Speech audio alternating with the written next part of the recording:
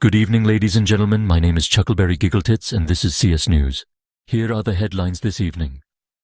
13 serial killers escape local prison, last seen on the way to the nearest homeless camp. Sudden mass disappearance of the city's homeless makes police suspicious.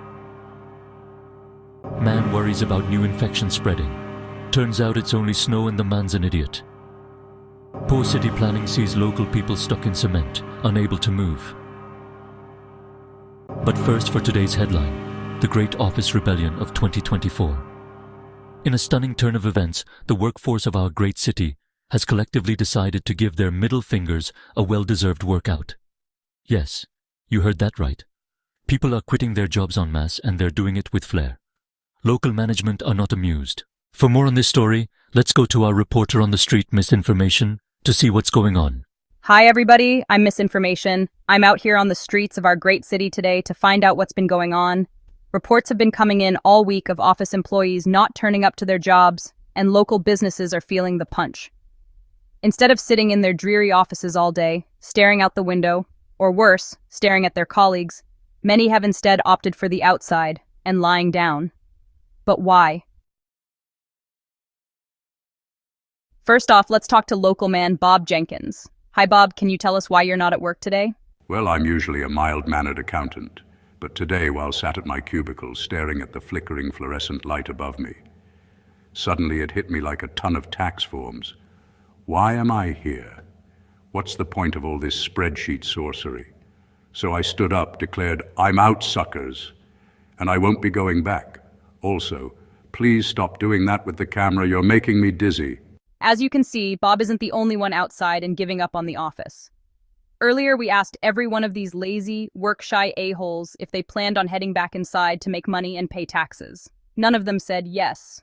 We also spoke to Jenny, a supposed office assistant from a local bank. Here's what she had to say. Why work when you can nap? Meetings are just group hallucinations.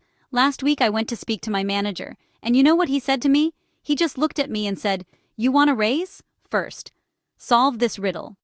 What's the meaning of life minus TPS reports divided by the square root of existential dread? Well, the correct answer was, screw this. I'm going home." And here's Brian, who, in the 3 hours since we arrived, has spent the entire time moping and refusing to get out of everyone's way.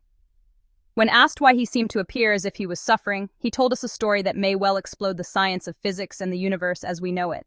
You know elevators? Those metallic boxes of awkwardness. Well, the ones at my workplace decided they'd had their fill of listening to our small talk. Instead of stopping at floors, they started playing snippets of George Carlin routines. "Why do they call it rush hour when nothing moves?" one elevator quipped. Another added, "Ever notice how work rhymes with jerk?" Employees rode up and down, laughing hysterically, until HR sent out a memo. "Elevators are for transportation, not enlightenment." That's when I left and came here to lie down. I'm not getting up again, so don't bother asking. It's possible that Brian may be mildly schizophrenic, though, so we probably shouldn't include him in tonight's news report. Oh, wait. Whoops! And so, last Friday afternoon, the exodus began. Workers streamed out of office buildings, tossing their ties and heels into the air like graduation caps. They formed a conga line, singing a modified version of Dolly Parton's Not Working 9 to 5. The mayor arrived, trying to calm the chaos, but she accidentally stepped on a whoopee cushion and fell face first into a cake shaped like a pink slip.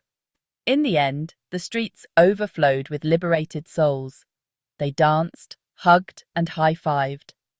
The sun peeked through the clouds, winking as if to say, "You did it, humanity. You broke free." And you know what? I kind of want to join them. Of course, I can't, though, because I have a husband and kids to feed and bills to pay. And if I didn't work, then I'd most likely just be stuck at home with the husband and kids. And who the hell wants to do that? So I'm out here instead, trying to set an example to these lazy idiots. Anyway, back to you in studio, Chuckleberry. What are your thoughts? And so, my friends, the Great Office Rebellion of 2024 has become legend. The moral of the story? Maybe work isn't the answer. Maybe it's just the question. And the real answer is, nap more, laugh often, and never take PowerPoint seriously. Stay rebellious, my fellow humans. And stay tuned for more news after this break. Where did all the homeless go? And is it anything to do with all the blood on the walls? We'll be right back after this break.